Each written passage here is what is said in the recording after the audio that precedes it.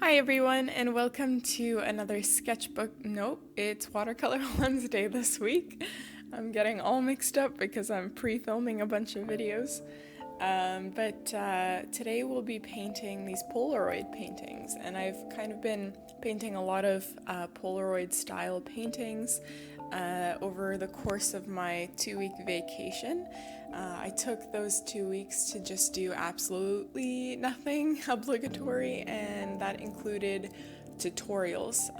So I painted a lot of these little Polaroid square paintings, and I decided to turn it into a 4-season series. So I decided for the last season, being summer, I'm going to film a tutorial for it.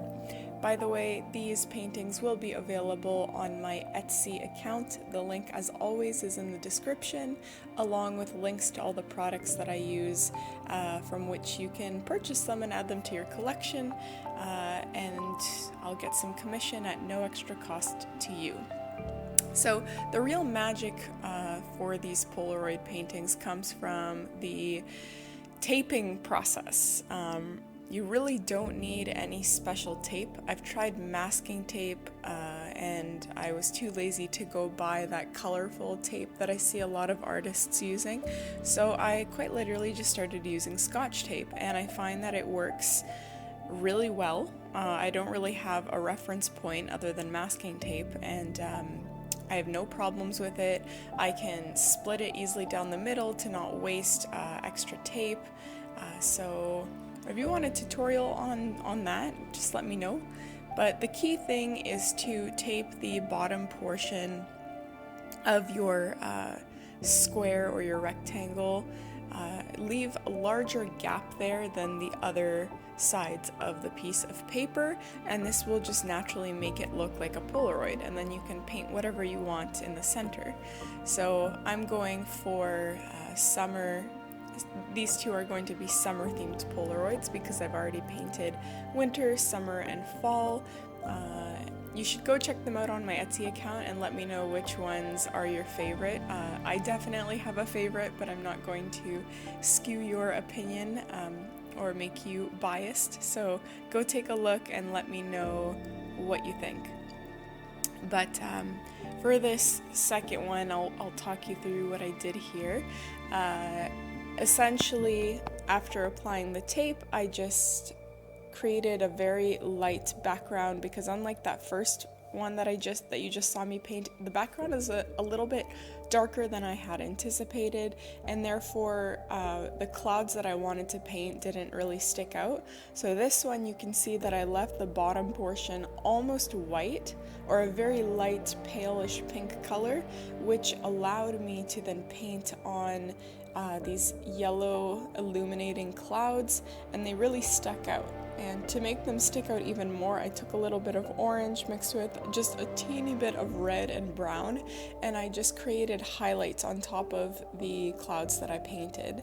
This makes them stick out a lot more, and it also makes it look a little bit more mystical because it looks like the sun is trying to shine through the clouds, but you know, the thicker parts of the clouds are creating shadows. I also painted a thin layer of ground so it doesn't look like my landscape is floating in the abyss. And I also painted on some really nice pine trees. I also just filmed a how-to video on painting different types of pine trees. So I painted 4 different types of pine trees that I've used in some past videos. I'm not sure whether that tutorial will be up when you see this tutorial or whether it will come afterwards, but I will link it in the description nonetheless in case you are watching this video long after I upload both videos. Yeah, I forgot to sprinkle on the stars here in this painting, so I did that really quickly before I continued on with my trees. And I really liked the style of trees that I painted in this particular painting. It's kind of hard to see the details of them at this angle, so hopefully you can see them a little bit more in the final picture.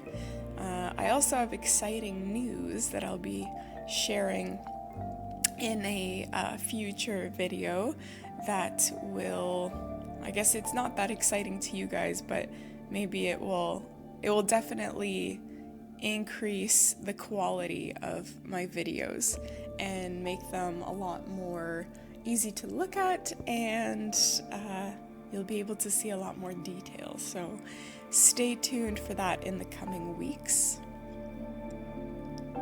Once you are finished your paintings and they have completely dried and you've added all the extra details you want, like the little birds in the corner that I added, you can peel off your tape and it will reveal a very Polaroid-like picture or painting. I hope you enjoyed this tutorial. So if you want to add these beautiful paintings to your collection, they will be available on my Etsy account. Otherwise, thank you very much for watching. Don't forget to subscribe, like this video, and as always, I will see you in the next tutorial.